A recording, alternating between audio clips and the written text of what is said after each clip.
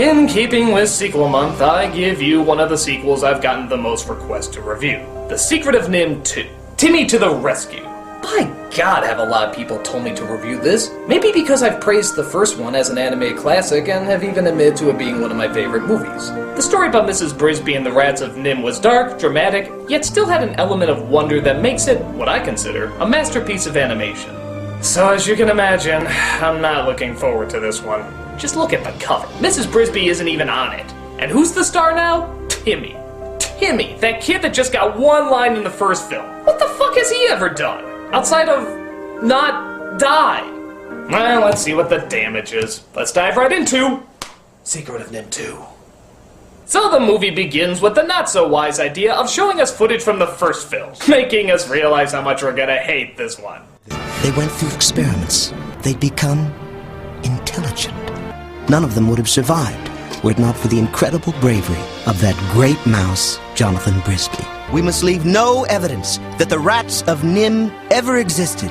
But Jonathan Brisby's widow and her family stayed behind. Oh, nice. Mrs. Brisby, after all the shit she's been through, gets the incredible honor of widow credit. Oh, she also did a few other things, but fuck it, they weren't important. The prophet Nicodemus predicted that NIMH will again thrust its evil on the rats. And a son of Jonathan Brisby will be chosen to save them. No, he didn't. You just made that up.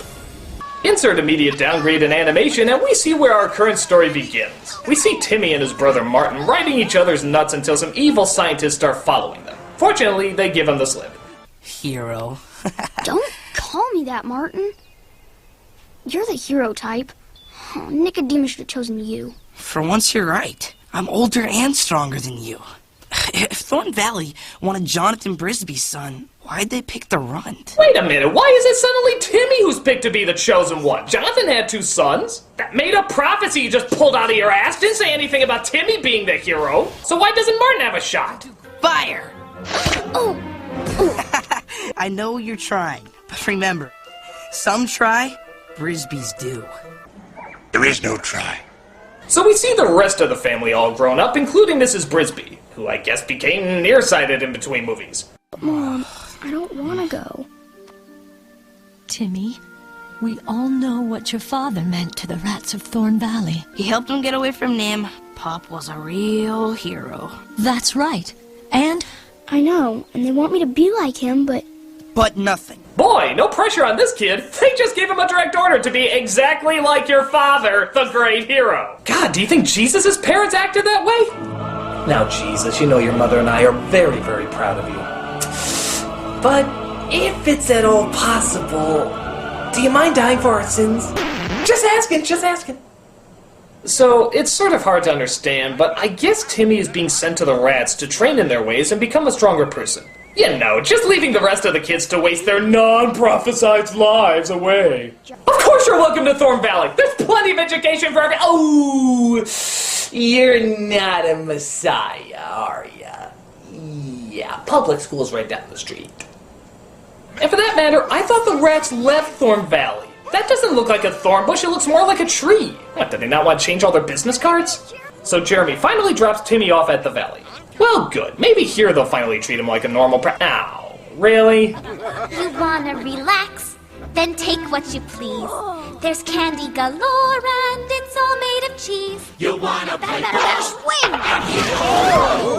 You wanna play loud? You could be #1. Ah, gee, so you're gonna treat him like a god, too? You're doing the red carpet, you're throwing a parade? You know, I'm sorry, I'm still gonna dwell on this. You do not treat your child this way, especially if he hasn't done anything yet. It applies a ton of pressure and stress that could scar the little brat for life. It's basic psychology 101. His family shouldn't be doing it, and his school shouldn't be doing it either. Now I know what you're thinking. Hogwarts acted that way with Harry Potter, treating him like a child prodigy. Well, folks, maybe Hogwarts isn't that great a school. Wake up! What's the child fatality rate up to again? Hell, they drown half of their students just for their equivalent to water polo! I wouldn't trust them! Oh, by the way, how's the hairy kid turning out anyway? I thought so. So after meeting Mr. Ages and Justin, who was voiced by William H. Macy for some reason, Thorn Valley teaches Timothy all about their science and technology. You know, Timmy, when your father saved the rats of NIMH, he didn't know that was his destiny. But I'm not my father. Well, let's let history be the judge of that, shall we? I get the feeling that history's gonna say, you are your father, whether you like it or not. But Justin, I don't feel that. So literally the next 20 minutes or so is just building up what a fucking god said Timmy is going to be. You've got to be ready mentally and physically! Ready for what? To fulfill your destiny. Everyone keeps saying that, but I don't know what I'm supposed to do. Right now, nobody does, Timmy. You've got to adapt and improvise. It really is incredible. Nothing about this kid indicates that he has great intelligence or great leadership skills. Oh, I'm sorry, except for the great prophecy. Okay, Nicodemus was a wise soul and could predict a lot of things that were going to happen. But you know what? He sure couldn't predict when a fucking brick was gonna fall on him and crush him into a nick of pancake. So I think that means he can make a mistake every once in a while. No, too much. So Timmy shows off some of his new skills by setting traps for dangerous wildlife. And don't come back! That old snake won't be hunting us for breakfast anymore. Well, at least I know what happened to the weather balloon I asked you to get for me. Oh, I'm sorry. I was just trying to help make the valley safe. The valley is safe enough. Oh yeah, except of course for that fucking snake! What have I been trying to teach you all these months? That it's okay for guys to wear the same underwear 3 days in a row? Well, that was just between us. They're not even wearing pants. So Mr. Ages explains why Timmy's snake experiment isn't as good as he thinks it should be. If snakes go flying through the air, humans might find out about Thorn Valley. And then we might be in real danger. From who? From Nim. What's Nim? Let's hope you never find out. Wait a minute, he doesn't even know what Nim is? What are they telling this kid? Who did Jonathan save the rats from then? The Nazis? Always see the big picture. I'll never be you. Never live up to the deeds that you did. Why don't I have you? Oh great, now we can add can't sing to his resume. You know, if he was to apply to any other fancy school, he'd be thrown out in a millisecond. So, what makes you think you're Harvard material? Well, I can't do anything, haven't done anything, don't plan on doing anything, but this dead guy says that I'm the Messiah. Oh, and I can't sing either. You used to be there, didn't you? But now you're not. So Timmy grows up into a teenager played by the Karate Kid himself, Ralph Macchio. And guess what? He can't sing either. And they'll tell our story. They'll know what we've done. Key on, key off. Key on, key off. So, after all his training, on their very first adventure to obtain food, what does little Timmy end up doing? They give him a whistle to blow in case he spots trouble. Bullshit! All everybody ever tells him is he's a hero, he's a chosen one! Now you're telling him his destiny is to be a whistleblower? What the fuck kind of mixed messages are you trying to tell this kid? No, too much. But he comes across another mouse named Jenny, who it turns out actually escaped from him. Tim, you left your post. You put us all in danger. But You've got to learn to listen. You always think you know better than everyone else. Gee! I wonder where he got that idea! Maybe it was the fucking parade proclaiming that he knows better than everyone else! No, too much. So Jenny explains how her parents are being held at NIM and how the experiments are getting more and more out of control, mostly being run by a crazy scientist named Valentine. Dr. Valentine is crazier than ever. My parents and the others sent me to find you. So this must be the rescue the movie was talking about. Well, great. When do we get going? I'm afraid you ask too much of us, Miss McBride. Why? The council decided that the risk to Thorn Valley was just too great. But Thorn Valley isn't going, so what the fuck are you talking about? The answer's no, isn't it? Ma'am, I answered your question. I answered the darn... I'm cooperating here. And there's no... We're doing all we can.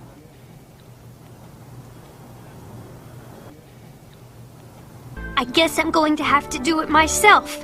I'm not going to let anything happen to my mother and father, and that's that. I can't let you leave. Oh, wait a minute. Now they're holding her against her will? Good night, children. Sorry to keep you a prisoner. What the hell? When did the Rats of Nim become a hostage cult? How'd you know about Thorn Valley? When I was little, I remember a mouse in the cage next to ours telling my parents how the rats that escaped from Nim had settled in a place called Thorn Valley. I remember him saying it was south by south by south. Martin said that. How did you know? My mom's letter said he disappeared. She had no idea what happened to him. Wait. Letter? What letter? We never saw a letter. Martin's missing? When did that happen? She said this happened when she was little. Martin's been gone that long? How come it doesn't affect Timmy? Your fucking brother's gone and all you did was stuff your face and sing off key? The fuck's wrong with you? This is our savior? He doesn't even give a shit when his own flesh and blood disappears. How would you react if the rats of Nim ever got abducted? Timmy, quick! Justin's been captured! Oh, okay then. Oh my god, wait, no. Oh my god, Justin's been captured? I have to do something! So Timmy, after just a mere couple of years after hearing the news, finally goes to save his brother along with Jenny, who's off to save her parents. But a nasty hawk bursts their bubble and they plummet to the ground. They come across a caterpillar who says he can lead them to the Great Owl, which it turns out is not the Great Owl, but actually Jeremy, posing as the Great Owl. Now, if you even care an inkling about the first film at all, you're probably asking, why?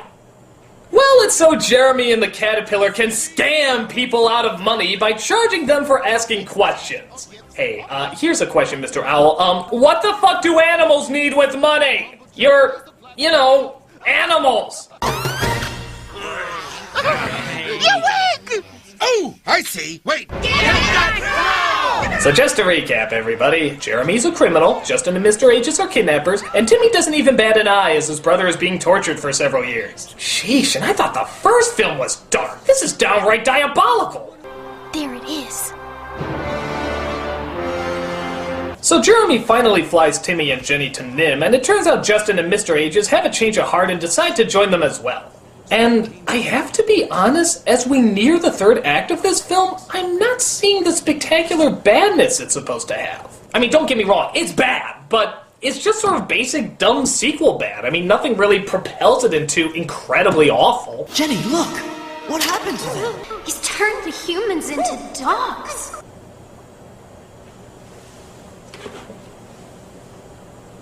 Okay, so the evil scientist is turning the other scientists into dogs? Why would he do that? And he's turning rats into bodyguards? What exactly is this guy's evil plan? How you have grown. I suppose I have changed a bit. But for the better, don't you think? Hero? Martin! What? It's me, the new and improved Marty. And I made the most of it. What? Martin is the bad guy? Martin? I was far too smart from the very start. And he has the voice of Eric Idle? I began to grow. Little did he know. And he sings? I had my own plans for him. He thought I was tamed. And he's the one who turned the scientists into dogs? And they all do as I say. No one stands in my way. Everybody here is happy, or I have them slightly altered. I can do as I please. I can change things with ease. Horns or hair or fin or feather. I control the wind and weather. We can rule the world together. If you come with me, you'll be happy. Oh, so happy when you come with me. You'll be king of everything of all that you can see.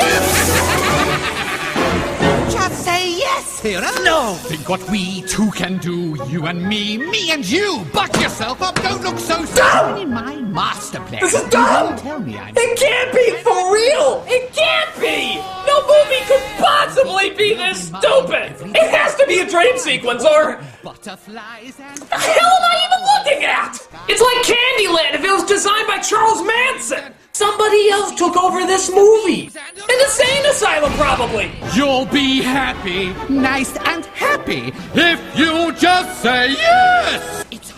I'm at a loss for words. I mean, don't be upset. This has got to be the freaking dumbest twist I've ever seen in my life! I mean, the mouse is a mad scientist? What sick, twisted brain would come up with something so stupid? And then the mouse turns into a mad scientist and betrays all his friends. Genius!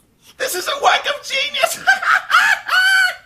I'm gonna call my creative consultant and see what he thinks. Wonderful! So the mouse becomes the mad scientist. It's brilliant, absolutely brilliant. Oh, you've really outdone yourself this time, Insano. I know! Now, every child in the world will know they can never escape the clutches of science!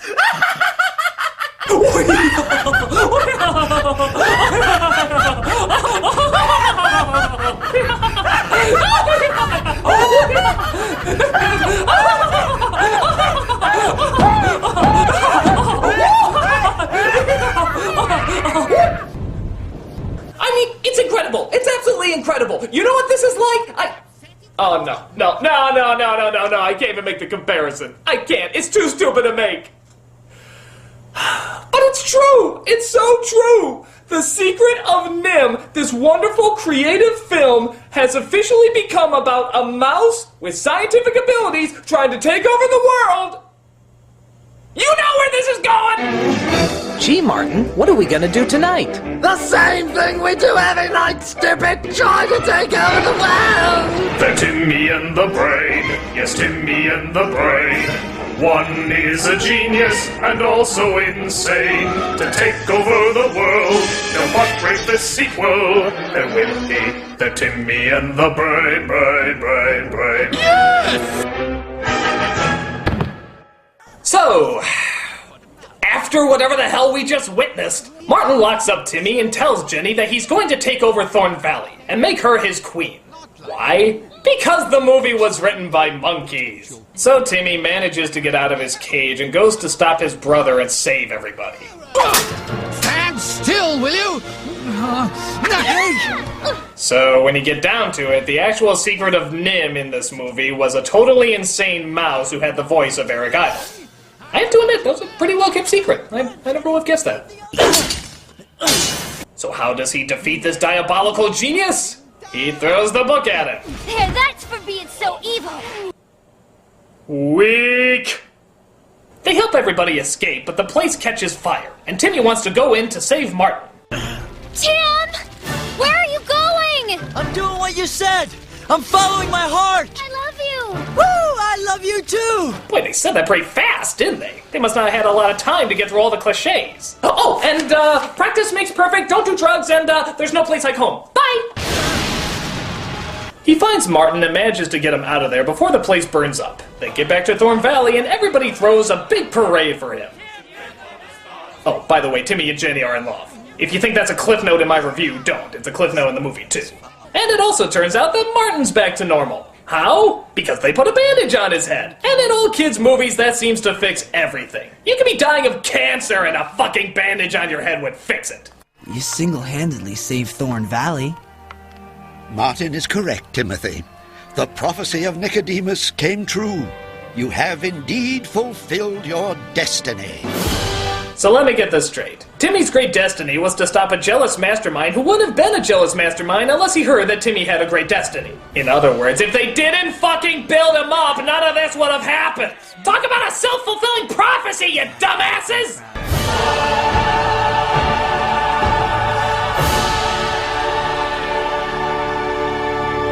Folks, what can I say? Well, how about this? It's awful! Incredibly awful! I mean, it starts off bad sequel bad, and then it just spirals into a world of absolute insanity. The choices they made to go with this story are just mind-boggling. I still can't comprehend it. The only thing that's remotely entertaining about this film is Eric Idle doing the voice of Martin. But even then, that's just because he's so batshit insane that it's sort of hard not to laugh at it. There's still the fact that Martin's the bad guy. There's still the fact that they build up this kid who's literally done nothing. There's the fact of that stupid self-fulfilling prophecy. There's the fact that Mrs. Brisby is barely in it, or the rest of the family for that matter. It's just... it's so terrible! And I'm not gonna stand for it. Something has to be done!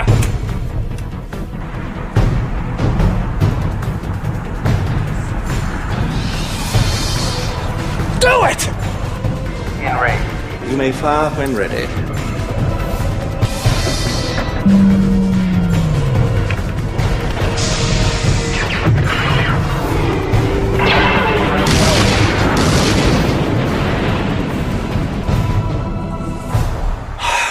I'm the Nostalgia Critic, and sequel month is almost over. Just one more movie. I don't even care what the hell it is. Did someone say care? Who's that coming from somewhere up in the sky? Moving fast and bright as a firefly. Through that careless countdown and send a wish out through the air. If you just say yes!